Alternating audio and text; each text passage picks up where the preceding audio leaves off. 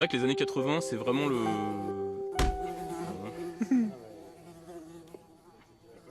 Ah, le cinéma des années 80. Alors c'est vrai que les années 80, c'est... Enfin moi je les associe vachement à ce type de personnage un peu surhomme. Il faut se souvenir du cinéma des années 80. Un cinéma d'innocence, d'énergie, d'explosion.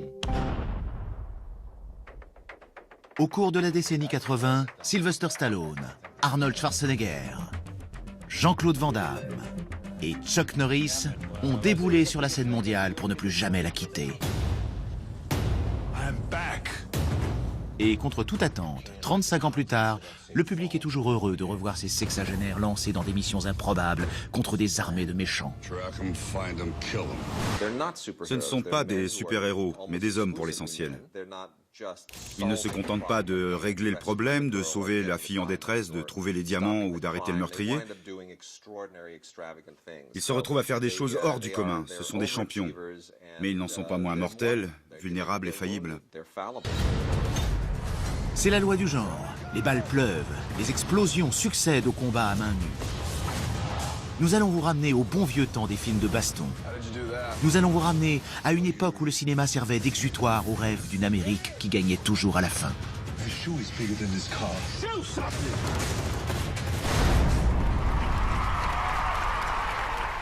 Alors, la testostérone éclabousse l'écran, le public est chaud bouillant, et le spectacle peut commencer.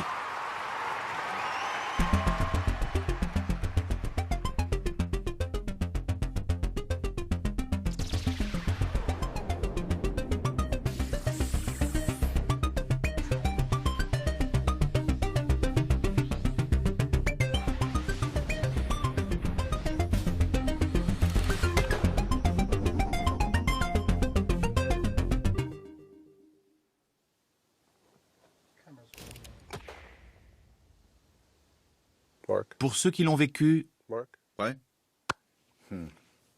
la décennie folle d'Hollywood a laissé des souvenirs indélébiles. Je suis un peu nostalgique. Le cinéma, c'est une religion. Pourquoi est-ce qu'on a cette nostalgie pour les années 80? Pourquoi est-ce que finalement on se dit ce cinéma-là qu'on regardait un peu de façon dédaigneuse quand des films sortaient comme des divertissements sans profondeur, pourquoi est-ce qu'aujourd'hui on s'intéresse davantage à ça? Sans doute parce que on était encore dans la captation du monde réel. Hein, c'est-à-dire qu'il n'y avait pas encore d'effets spéciaux numériques. Peut-être c'est que c'est la forme terminale de l'action telle qu'elle a été filmée par le cinéma américain depuis qu'il existe, avant le passage dans un monde qui est le monde du numérique, le monde de la virtualité pure, un monde de papier en fait. His name is Sylvester Stallone. He's the star of a new film called Rocky. He's been described as tough, handsome, talented, sexy, sensitive, dynamic, brilliant. Sylvester Stallone annonce la nouvelle génération de héros. Comme tous ses collègues, il est blanc, un peu rebelle, mais son tour de biceps ne laisse aucun doute sur la solidité de ses qualités morales. Headed north or south? North. Now jump in. I'll make sure you're heading the right direction. Il devient l'icône numéro 1 des années 80.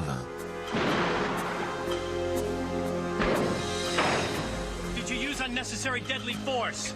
I used everything I had. Do you know you have an attitude problem? Yeah, but it's just a little one.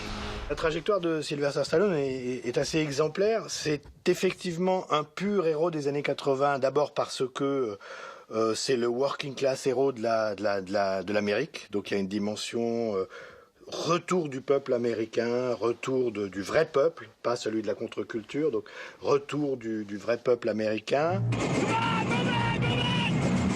Pour montrer de quel bois se chauffe le peuple américain, Rambo a passé des heures à la salle de gym. Il prend son hélicoptère et va faire bouffer aux Viet Cong leur petit livre rouge. Il y a vraiment un désir, peut-être pas de vengeance, mais de revanche. De reprendre le pouvoir, reprendre la domination, montrer qu'on est les plus forts, que c'est l'Amérique qui a le dessus sur le monde. Rambo. What most people call hell, he calls home.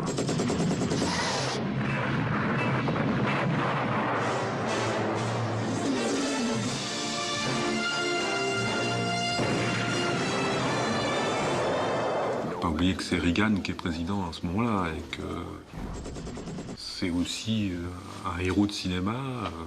Même si ça n'a pas été une grande star, mais c'est quand même un personnage connu où l'Amérique tente de regonfler ses muscles après la période Carter, face aux nouvelles menaces, face aux menaces du bloc communiste qui est pas encore tombé. Ronald Reagan, c'est la rupture, la réaction. Le choc est rude pour les hippies, les pacifistes et les militants des droits civiques des Noirs.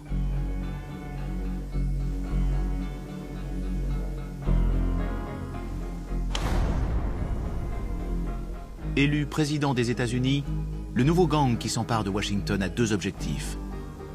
Restaurer le capitalisme le plus pur, le plus sauvage, et détruire l'empire du mal soviétique.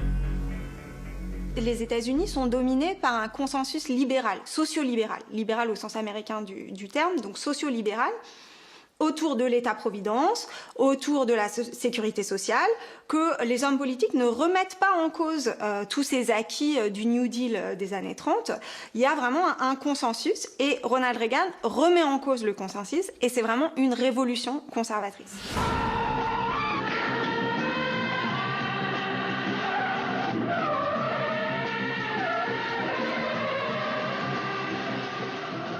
Comme Ronald Reagan, Clint Eastwood n'aime ni les hippies, ni les pacifistes.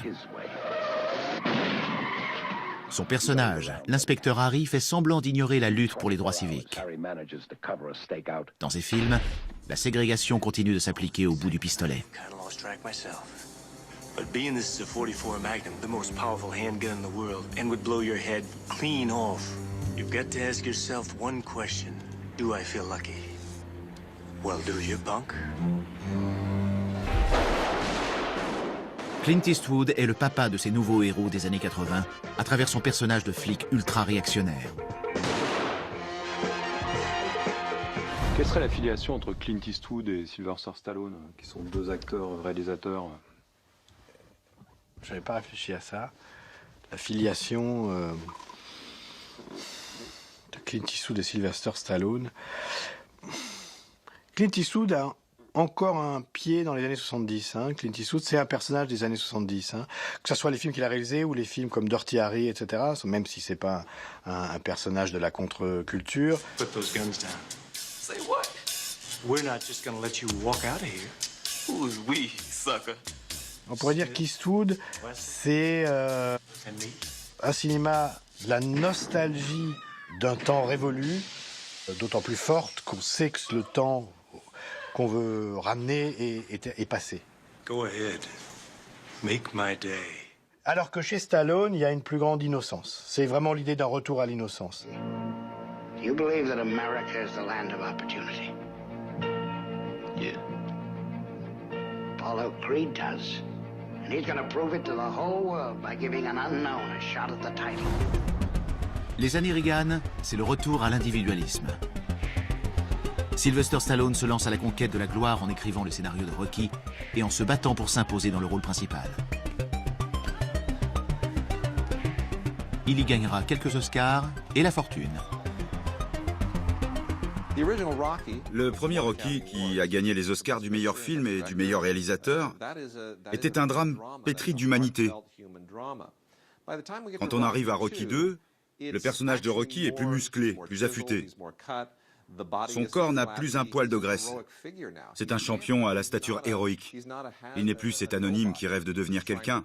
Maintenant, il est quelqu'un et veut devenir plus extraordinaire encore. I must break you.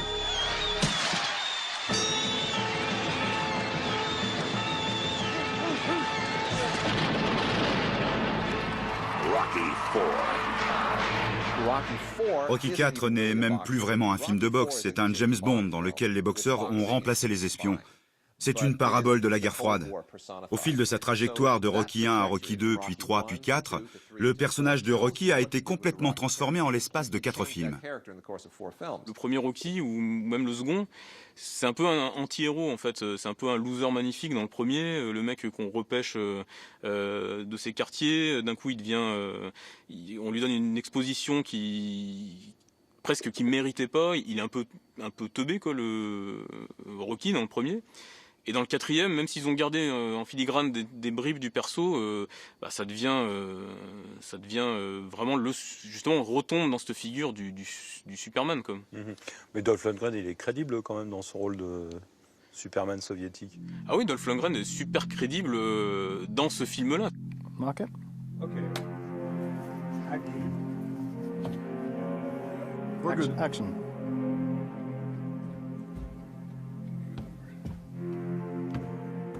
30 ans plus tard, Dolph Lundgren, l'interprète d'Ivan Drago, la machine à tuer soviétique de Rocky IV, nous raconte son après-guerre froide.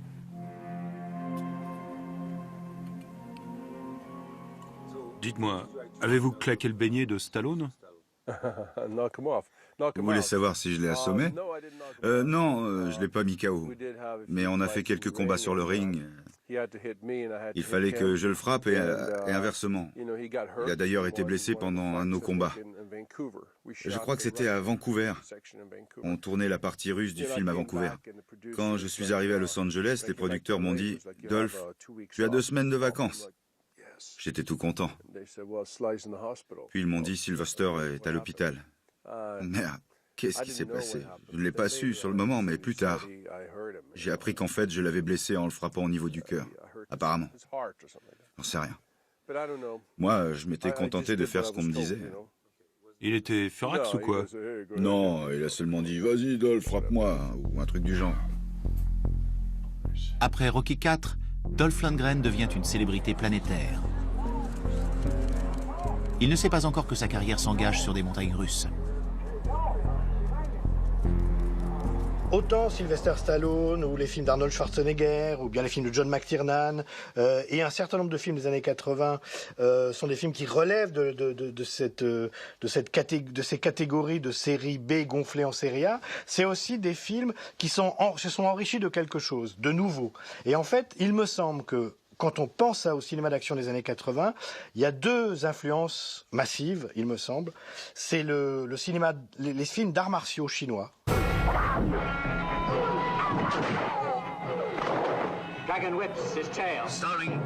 La chorégraphie des arts martiaux a contaminé le cinéma d'action américain. Close the door. Les studios d'Hollywood ne veulent pas d'un Asiatique dans le rôle principal. Bruce Lee va se faire aduler ailleurs. Il quitte la Californie pour Hong Kong, où son talent est immédiatement reconnu. Il faisait des sauts, il faisait des... Enfin, c'était dingue. Et aux États-Unis, c'était encore vient de battre Filou. Voilà, je pense que c'est ça qui fait que ça a impressionné et influencé l'invasion massive l'invasion en tout cas de personnes de l'Asie vers Hollywood, quoi. L'autre influence qui est, me semble, très très importante, c'est l'influence du cartoon, du dessin animé. C'est-à-dire que les personnages dans les films d'action américains des années 80, donne le sentiment d'être invincible. Dans son avant-dernier film, La Fureur du Dragon, Bruce Lee semble passer le relais à un karatéka blanc à la pilosité impressionnante, Chuck Norris. Entre Chuck Norris, Jean-Claude Van Damme et Steven Seagal, moi je choisis Chuck Norris. Après, je sais pas, c'est peut-être celui qui porte le plus les valeurs en fait américaines, mais de façon caricaturale. Ça a peut-être commencé à s'étioler avec Van Damme et Steven Seagal. On était plus dans des films un peu dits de kung-fu, de karaté, de boxe thaï ou je ne sais quoi. Mais Chuck Norris, il y avait l'incarnation de ces valeurs-là qui sont hyper caricaturales. Alors ça veut pas dire que les films avec Steven Seagal et Jean-Claude Van Damme n'étaient pas caricaturaux, mais il y avait moins, il me semble, cet aspect le mec qui incarne l'Amérique et qui doit buter tout le monde en fait. Enfin, ça se finissait souvent comme ça, quoi. He thought he could still be a good cop.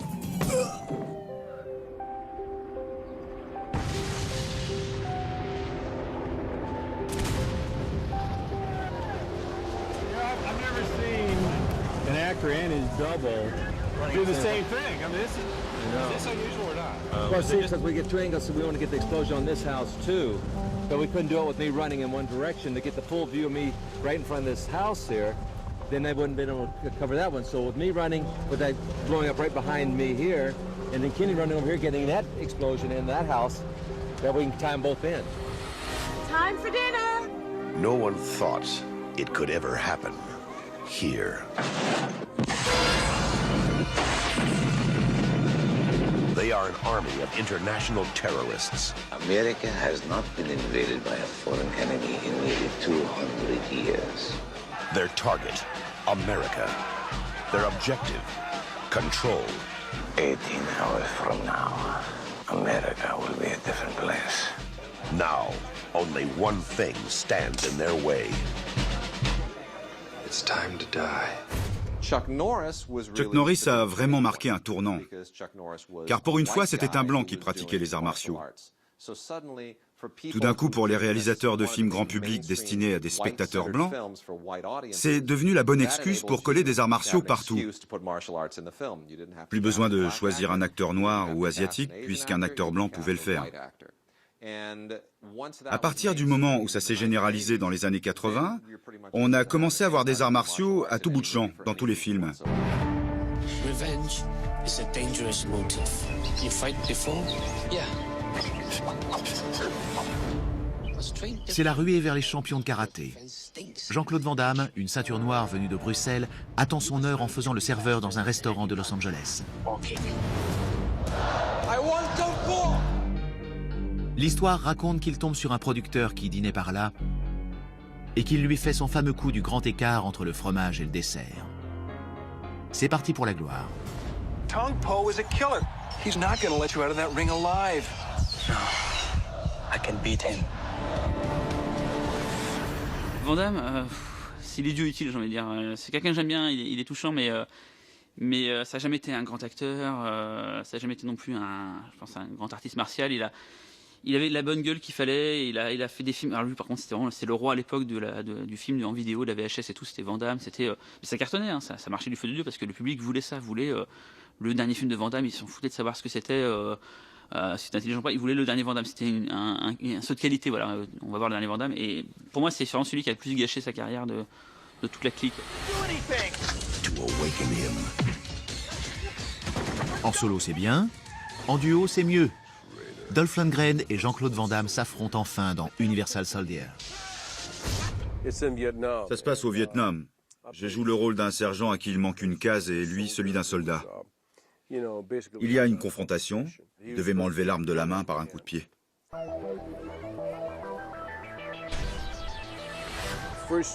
À la première prise. Non, c'était pendant les répétitions. Il m'a balancé un gros coup de pied, bam, vraiment très fort. Je me suis dit, bon, je vois. Mon sensei était là, mon entraîneur de karaté. C'est un Anglais. Il me dit, il n'y est pas allé un peu fort? Je réponds, non, ça va, t'en fais pas. Arrive la première prise et là, bam, Van Damme frappe encore plus fort. C'était un plan très large. C'était pas la peine de frapper aussi fort. Un petit coup suffisait. Alors Brian, mon sensei, est allé voir le coordinateur des cascades, Vic Armstrong, qui faisait beaucoup de films de ce genre à l'époque. Et il lui a dit, tu sais, si Jean-Claude frappe encore aussi fort la prochaine fois, Dolph va devoir l'éclater. Pendant qu'il revenait vers moi, j'ai vu Vic parler à Jean-Claude et Jean-Claude me regardait avec des grands yeux. Après ça, il a frappé tout doucement. C'était la première scène. Quand on part en guerre aujourd'hui, on est assis, on porte des protections, circule en véhicule blindé, on vise sa cible avec un joystick. Alors qu'avant, pendant la Première Guerre mondiale, les soldats devaient courir dans la gadoue et s'entretuer à coups de baïonnette. Le cinéma a évolué lui aussi. On en parlait avec Sylvester. Et comme il disait, tout a changé le jour où Batman a enfilé son costume avec les faux muscles.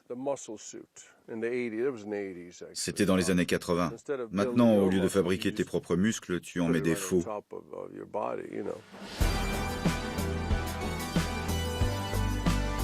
Nous voilà au milieu des années 80. Les muscles règnent sur les écrans et le stretching fait sauter l'audimat à la télévision.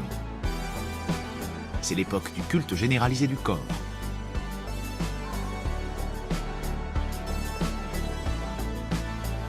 Les stéroïdes sont en vente libre et deviennent le nouvel opium du peuple.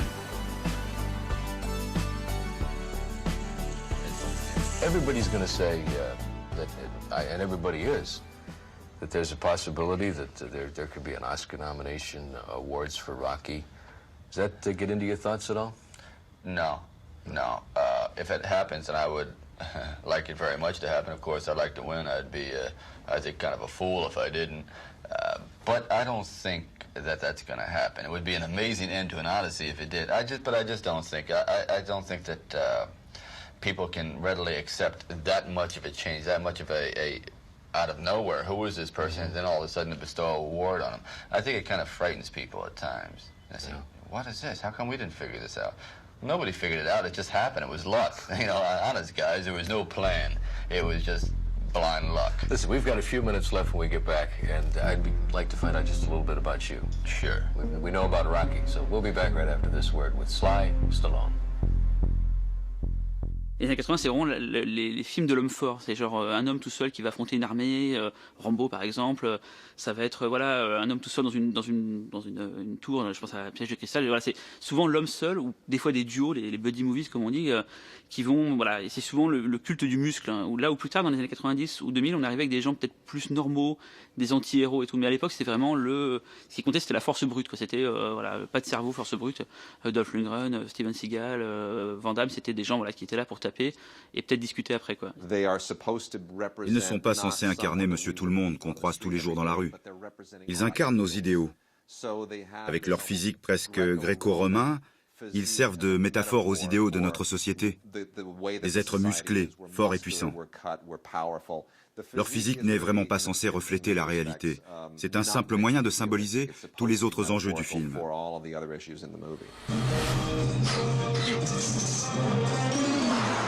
Alors j'aime bien le terme surhomme et ça me fait penser au terme d'hypermasculinité. L'hypermasculinité, c'est une masculinité qui est fondée sur le corps, donc les muscles, la puissance physique, l'invulnérabilité et aussi la domination sur les autres, donc les femmes, les minorités ethniques. C'est une façon de donner voix au chapitre aux hommes blancs qui ont été finalement assez peu entendus dans les années 60-70, qui se sentent marginalisés en fait dans les années 80. Et c'est une façon de redorer le blason de l'homme blanc, de lui donner voix au chapitre et de le présenter comme une victime aussi. Tous ces traumatismes, toutes ces souffrances, c'est une façon de montrer que lui aussi est victime de la société américaine et du coup, il a le droit de parler, il a le droit de se venger, il a le droit de commettre des actions qu'on pourrait qualifier d'immorales. Remember Sally when I promised to kill you last? That's what Major did. I lied.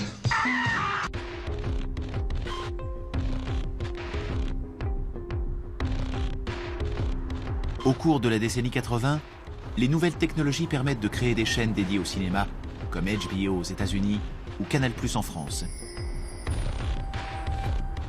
Mais surtout, la cassette VHS devient le mode de consommation le plus répandu pour les longs métrages. Et cela change tout. Au début de la décennie, en 80, il y a à peu près encore 55% des recettes qui proviennent des salles de cinéma, qui reviennent au studio. Et dès le milieu de la décennie, on n'est plus qu'à 25%. Et la salle va devenir minoritaire dans les ressources. À partir de 86, les producteurs gagnent plus en mettant leurs films sur le VHS que par la salle de cinéma. La cassette, c'est l'opportunité pour de sacrés malins de produire des tas de petits films et de rafler la mise. De nouveaux studios spécialisés dans le film d'action, comme la Canon, pensent que leur heure est arrivée. Canon Pictures, yeah. Canon Pictures, oui. Canon Pictures, c'est Yoram Globus et Menahem Golan, deux flibustiers de Tel Aviv qui vont bâtir un empire de série Z sur une montagne de dettes. C'était deux gars qui disaient bon, quand on a réussi à vendre un film noir et blanc israélien à la Tanzanie, on peut tout vendre. Et effectivement, il fonctionnait comme ça. And by that, to establish Canon as a production company in France. Excuse me, could we trouble you for I'm a very minute? sorry, Yeah. but we need Manhattan for only 2 minutes. Would you mind? Will you come back? Yes, for you'll sure, come don't back. worry. You take your coat on. Au moment, par exemple, de Cannes, il y avait dans les journaux, il y avait une dizaine de pages d'affiches de films Canon à venir. Alors, quand on regardait bien, on voyait qu'en tout petit en dessous, c'était marqué que les crédits n'étaient pas contractuels, c'est-à-dire en fait, c'était des films qui n'étaient pas faits. Parfois, il n'y avait même pas encore le scénario.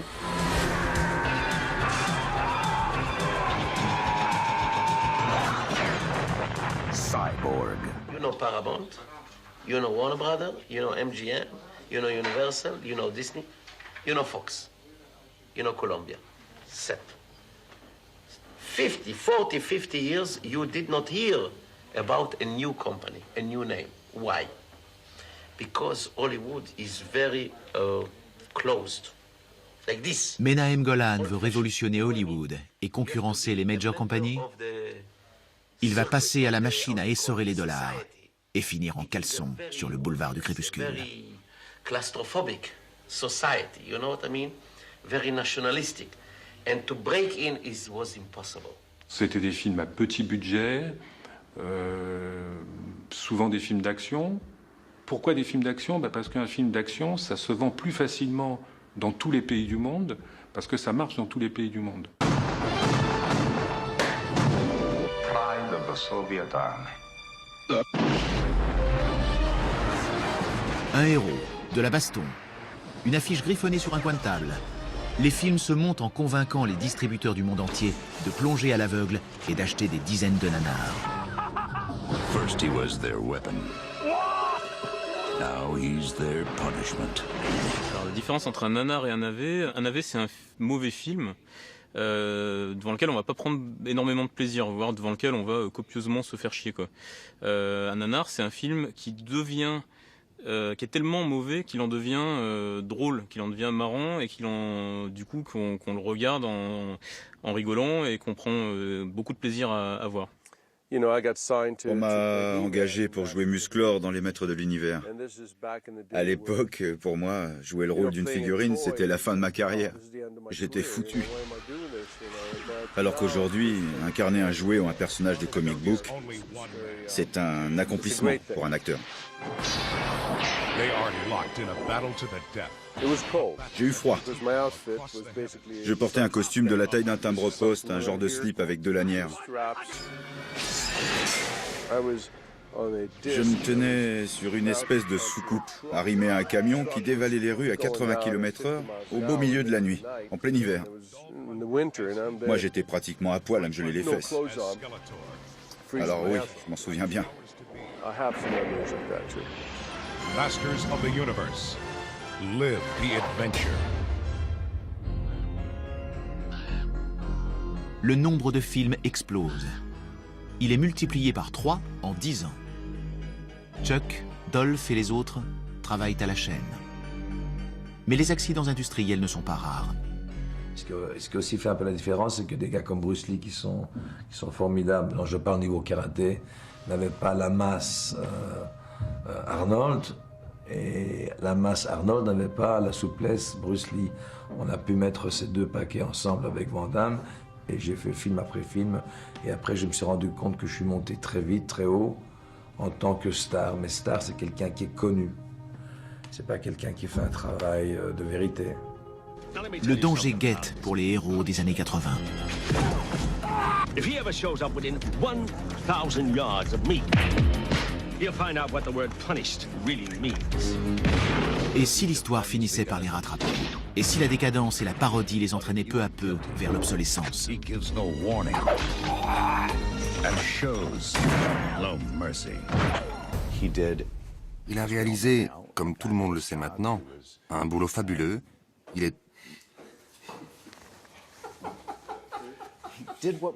a fait ce qu'on lui demande, pile au bon moment. Give me the money. Oh, come on, come on, come on, come on. Get that up. Right. Get.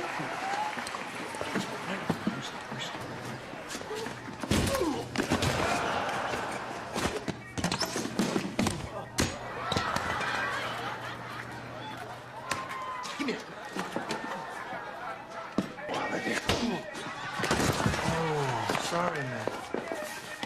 You okay? Oh, I feel terrible. How much will it? no, it's on me, sir. Thank you very much. I bet you'd like an autograph, huh? Whatever. Les premiers films de Steven Seagal, du moins les 4 que j'ai vus, qui avaient tous des titres très courts, Nico, Échec et mort, Justice sauvage, j'ai oublié le 4e. Tous ont connu un succès démesuré, pour la simple et bonne raison que c'était de très bons films.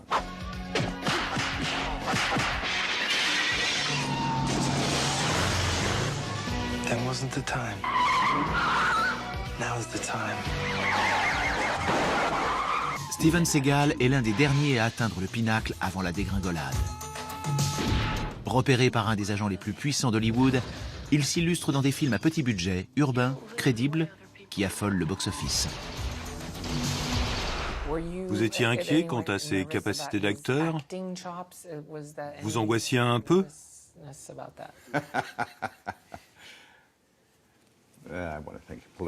Comment répondre à ça avec tact? En fait, nous avons été positivement surpris par la prestation de Steven. C'est vrai que nous étions inquiets, car il avait l'habitude de jouer des rôles de héros dans des films d'action bien montés, avec des scènes d'action très rapides, mais qui contenaient peu de dialogue et nécessitaient peu de vrais jeux d'acteurs. Nous n'étions pas sûrs de ce que ça allait donner. Gary Goldstein est le producteur du film qui avait pour mission de définitivement positionner Steven Seagal parmi les grands du cinéma d'action. Are you like some special forces guy or something? No, I'm just a cook. Oh my God, we're gonna die. Piège en haute mer dispose d'un gros budget et de la puissance marketing de la Warner pour le lancer. Le film est effectivement un succès et Steven Seagal semble pouvoir se préparer à une carrière à la Bruce Willis. Roger that. Seagal, c'est du gâchis. C'est quelqu'un apparemment qui a énormément de compétences, qui a été, je crois, au Japon, un des premiers occidentaux à être à avoir un certain haut niveau dans sa discipline et tout. Et finalement, c'est quelqu'un qui s'est beaucoup reposé sur ses lauriers, quand même, qui a beaucoup joué de son image et qui s'est laissé aller. Et Steven Seagal continue encore à notre époque à faire des films. Et ça fait peine à voir. Il est tout bouffi, il se fait doubler à chacune de ses scènes. Pourtant, à l'époque, il assurait pas mal et tout. C'est assez bizarre parce qu'il a eu plein de petits films comme par-ci par-là qui n'ont pas forcément fonctionné du feu de Dieu. Nico Toscani. He's a covert agent trained to survive in Vietnam.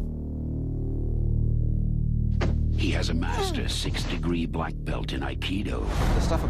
La légende selon laquelle Seagal serait un agent de la CIA, il n'y a aucun moyen de savoir si c'est vrai ou pas. C'est impossible à vérifier, et évidemment, ce n'est pas la CIA qui va le confirmer. Vous a-t-il déjà parlé de ses liens avec la CIA? Je me souviens d'un soir, Warner avait acheté le script. Il avait été décidé que Steven aurait le rôle principal, et je devais emmener les scénaristes chez lui, à Mandeville Canyon, pour qu'ils fassent connaissance. Les 2 scénaristes étaient charmants, mais très jeunes. C'était leur tout premier film, en production. Donc, on est arrivé là, on s'est enfoncé dans son énorme canapé, et là, Steven a entrepris de leur raconter pendant peut-être 1 heure, 1 heure et demie, ses activités pour la CIA, en utilisant du jargon de la CIA. Les scénaristes sont restés assis là, avec des yeux comme des soucoupes, sans savoir si c'était du lard ou du cochon. Même si on n'y croit pas, c'est drôle de vouloir y croire. Donc vous n'y croyez pas? Non, je n'y crois pas. Je pense qu'il y a beaucoup de... Il en est peut-être convaincu, mais à mon avis, il a tout inventé. Ça fait partie du mystère, Steven Seagal. C'est marrant parce que quand on voit Schwarzenegger, Stallone ou Bruce Willis, les 3 ont essayé à l'époque de... Ils ont senti le vent passer, comme quoi les muscles, ça allait peut-être pas rester. Et c'est de passer dans la comédie. Stallone a essayé de faire des comédies, genre L'affaire est dans le sac, Bruce Willis a essayé de faire Hudson Hawk, Schwarzenegger a fait Jumeaux et Un flic à maternelle. Ils ont essayé de se dire, tiens, le muscle, ça va pas faire long feu, on n'est pas non plus éternel. On va partir sur la comédie. Steven Seagal, lui, il s'en fout, il continue à briser des bras, à casser des têtes en pensant que ça continuerait. Et puis non, finalement, maintenant, il fait des directs ou vidéos pour la télé américaine, il fait des séries télé. Voilà, c'est quelqu'un qui a peut-être pas été aussi malin que les autres pour sentir le vent venir, quoi. I always wanted to be in that movie that slided Mama Don't Shoot or what? Well, you know what? And I wanted to be pregnant, okay? What was the name of Mama Don't And Shoot? did you have a baby in a movie? Why don't you shut up? What is wrong with you? Shut up already. It's on. I love that movie because, I mean, I saw Sly in diapers. I mean, to me, that was a classic. I said, I saw you giving birth in Junior. What are you, That was crazy? great. It was a great movie. I It was very would much entertaining. rather be in love with my mother I than was have birth. laughing so much from the beginning to the end. I said, I want to be in diapers too. Il y a les mauvais films, les erreurs de casting, les publicités un peu honteuses tournées à l'autre bout du monde.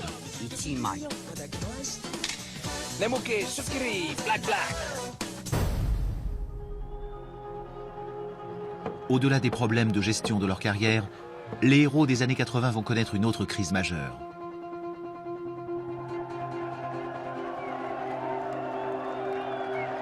En 1989, la chute du mur de Berlin signe la victoire de Ronald Reagan sur l'Empire soviétique. L'ennemi est au bout du rouleau et il va devenir difficile de trouver contre qui continuer à combattre.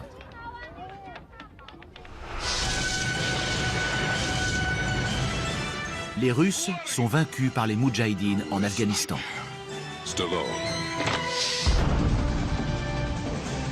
Le pacte de Varsovie se dissout avec la réunification allemande.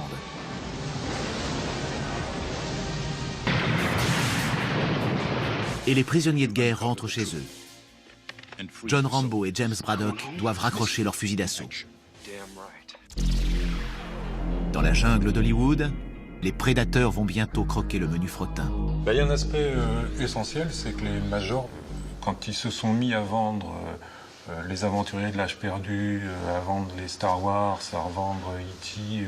en vidéo, les films indépendants montés à la va-vite, pas cher, ont disparu des étals. Alors, un blockbuster, c'est un film à gros budget qui est conçu pour rapporter beaucoup d'argent. Donc, un blockbuster, l'idée du blockbuster, c'est de réaliser un film dont le caractère monumental et riche ne peut faire autre chose que d'attirer les spectateurs du monde entier. L'argent est sur l'écran, comme on dit, et donc les indépendants n'arrivent pas à faire ce type de film. Parce qu'ils n'ont pas les moyens de financer des films aussi chers. Comme ils n'arrivent pas à faire ce type de film, ils disparaissent. This weapon will be called the Terminator. You're dead, honey. Alors, reste-t-il encore un espoir pour nos héros aux muscles saillants? In his first adventure, he fought alone. Seagal, Van Damme ou Norris s'égarent. Mais Schwarzenegger, lancé par Conan le Barbare, devient le maître absolu des superproductions de nouvelle génération. C'est la différence qu'il y a entre Rocky et Rambo d'un côté et Terminator de l'autre. C'est-à-dire que Schwarzenegger est, on pourrait dire, presque déjà une créature qui n'est plus humaine. C'est un corps simulacre. C'est un corps qui est tellement parfait qu'il en devient un peu irréel. Donc il y a une irréalité chez Schwarzenegger, alors que chez Stallone, il y a toujours quelque chose d'humain qui reste. Je pense aussi que les deux acteurs sont un peu différents. C'est pas du tout le même jeu. Et je pense que il y a plus d'humanité chez Stallone que chez Schwarzenegger. Mais justement, Schwarzenegger, lui, incarne presque un concept un peu abstrait, le corps simulacre, le corps trop parfait, à ce point parfait qu'il n'est plus humain. Et d'ailleurs, c'est Terminator, c'est un robot. Terminator changed, my career, because I remember that when I did the Conan movies, and there was Conan the Barbarian with the sword slashing away and all this, people said, oh, this is fantastic, but that's all Arnold can do because, he needs to show his body, otherwise he won't be a leading man. I think that people accepted me as the action star, not just for the muscles, but just the action star. And so Terminator was really that great breakthrough. Terminator 2, le film de James Cameron, marque le tournant entre le travail du muscle et les animations par ordinateur qui produisent un adversaire encore jamais vu, entièrement en images de synthèse. Cette nouvelle créature va défier Arnold Schwarzenegger.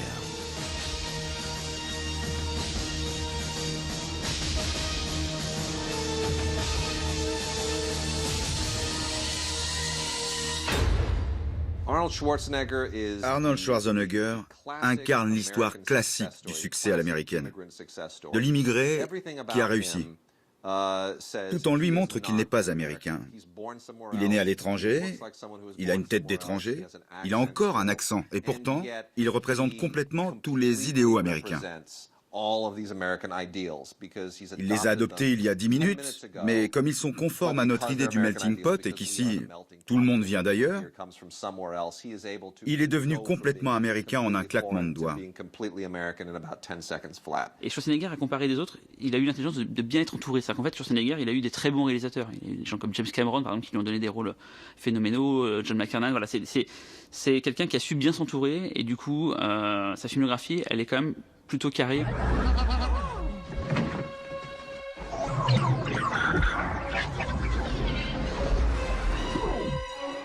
Quaid. Cut. Get ready for a surprise. Il a toujours été très déterminé. Dès le début. Sa mère l'était encore plus. Elle était encore plus grande que lui.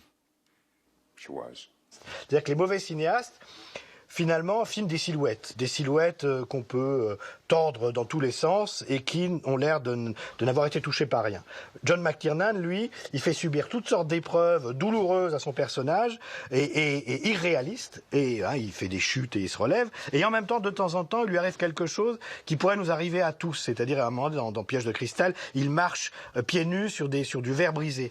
Ça nous est tous arrivé de casser quelque chose et de marcher dessus, et donc le sens de ce détail-là distingue le bon cinéaste du mauvais, c'est-à-dire que c'est quelqu'un qui a intégré cette dimension cartoonesque de l'action et qui en même temps continue à fasciner et à impressionner le spectateur en interposant comme ça des petits éléments réalistes. John McTiernan a réalisé les longs métrages parmi les plus emblématiques des années 80, dont Piège de cristal avec Bruce Willis et Predator avec Arnold Schwarzenegger. J'essayais de l'aider dans son jeu d'acteur, en le rendant un peu plus plausible. J'ai fait en sorte de l'entourer d'autres acteurs musclés mais expérimentés, pour qu'il puisse les copier, parce qu'il a un fort esprit de compétition. Et c'est une véritable éponge. In a part of the world where there are no rules. We pick up their trail at the chopper, run them down, grab those hostages before anybody knows we were there. What do you mean we? Deep in the jungle, where nothing that lives is safe. You lose it here, you're in a world of hurt. Showtime, kid. Knock, knock. Évidemment qu'il ne pouvait pas tuer 25 types en même temps et tout ça. Bien sûr, ce n'était pas réaliste. Pour autant, ses choix moraux fondamentaux et sa simple personne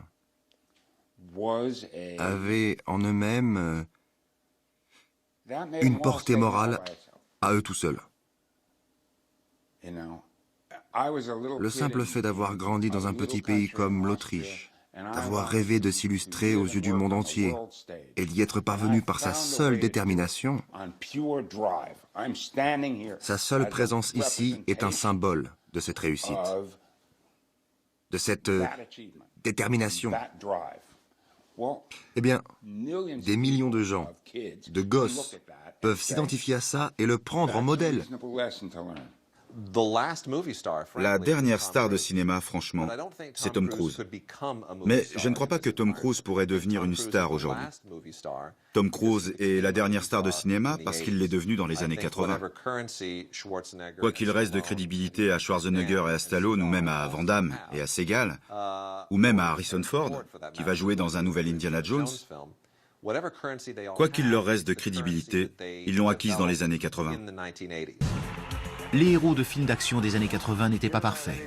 Ils dépassaient régulièrement les bornes du ridicule, mais en toutes circonstances, contre vents et marées, ils restaient des êtres humains. You're my boy, you understand? There won't be nobody halfway. Now is the time to do for yourself. I'm warning you. Over the top, Dad, over the top! Sylvester Stallone, over the top. C'est vrai que quand je sortais du cinéma, J'avais vu Rambo, j'avais vu Rocky, j'avais vu Over the Top en VHS, j'avais vu les Van Damme. Par exemple, les Van Damme, je suis incapable de citer le nom d'un de ces personnages en fait. Pour moi, c'est des films de Van Damme. Je les ai vus, Bloodsport, Kickboxer, etc. Et j'avais vu un Van Damme. Et aujourd'hui, je peux pas dire son nom. Alors évidemment, Rocky et Rambo, faudrait être un peu bête pour pas savoir dire leur nom, mais voilà, Stallone dans Over the Top, je sais plus comment il s'appelle. C'était Stallone, quoi. Aujourd'hui, on va voir Iron Man, on va voir Captain America, on va voir Batman. Et du coup, moi, je m'attache forcément moins à un personnage où je sais que ça va être interchangeable. Je veux dire, depuis 6-7 ans, il y a déjà eu 3 Batman différents. The Greatest Hope. Le moule à fabriquer les stars a été cassé. Des mauviettes en costume de Spider-Man, Batman ou Superman ont remplacé les légendes de notre enfance. I'm going to rid our planet of all nuclear weapons.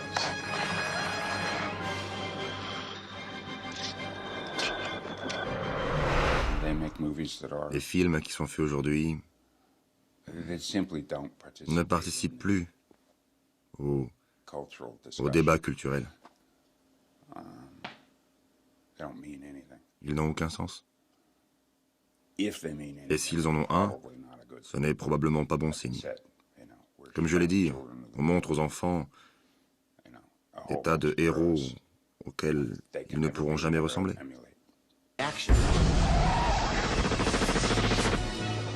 En 93, dans un ultime baroud d'honneur, John McTiernan tente la parodie pour prolonger le succès au-delà de la date limite.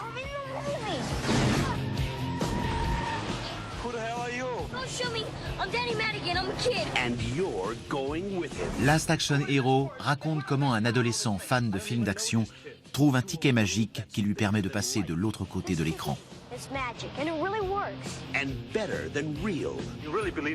C'est comme si McTiernan nous implorait de rester des enfants pour toujours, épatés par les poursuites en voiture, les cascades hyperboliques, les balles qui volent dans tous les sens et par-dessus tout, les héros exemplaires.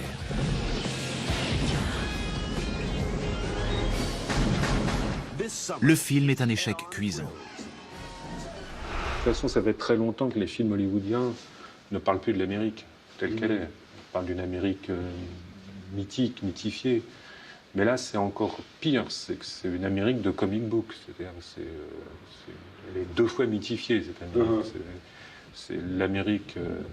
C'était l'Amérique d'Hollywood, et maintenant c'est l'Amérique des comic books vue par Hollywood. Je pense que les super-héros du cinéma d'aujourd'hui sont de pures créatures numériques. C'est-à-dire qu'on est passé là dans une autre dimension qui est celle carrément d'un changement de texture d'image. Le cinéma américain des années 80, en gros, c'était des acteurs ou des cascadeurs qui effectuaient devant vous les événements auxquels vous assistiez, les actions, etc. Le cinéma numérique permet tout, puisqu'en fait le cinéma numérique, qui définit un peu ces films de super-héros, c'est comme un énorme dessin animé dans lequel évidemment la dimension réaliste n'est plus essentielle. Bientôt, des intelligences artificielles seront capables de mettre en scène des avatars de Schwarzenegger ou de Stallone dans des univers virtuels. Nous resterons alors définitivement orphelins de cette ultime génération d'acteurs, faits de chair et de sang.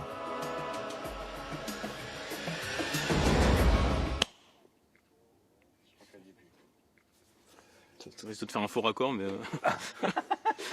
C'est pas grave. Je repérerai les points de montage. Ouais, voilà, ça se retouche. I wanted to be up there. And so, you know, that competition developed kind of organically. And then all of a sudden, you know, it was kind of the competition who has bigger muscles and who is using bigger guns, who is killing people in the most efficient way, who is killing more people in every one of the movies, and we will be calling each other and says, I killed 49 people, how about you? And Sly will call me and says, well, I just killed 78 people in this movie, and this is how it will go. And so it was kind of a competition. It's true. It never, ever was a time where, you know, I did not have the utmost respect for him, and I admired him, because Sly is, for me, not only in show business, you know, an idol, Oh, you're killing me. He gets very uncomfortable when he talks. Oh, it's my turn. You're better at chess. You're better at this. You're better at politics. You're better at everything. Okay, we understand. You're tough. You don't have a one side. Okay, we understand.